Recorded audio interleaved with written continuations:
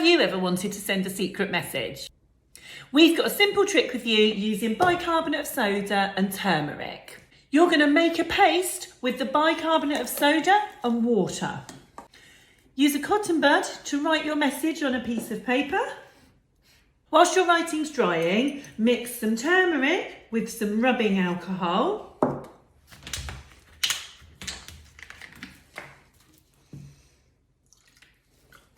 You're going to use this solution and a paintbrush to paint over your secret message.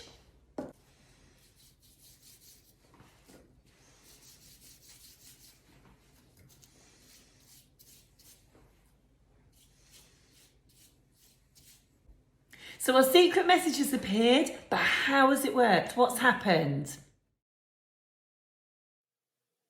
So what has happened is the turmeric has changed colour when it reacts with the bicarbonate of soda. The bicarbonate is an alkali, and there's a chemical in the turmeric that turns red when it reacts with the alkali, and this is what reveals our secret writing. This is a really easy one to try at home.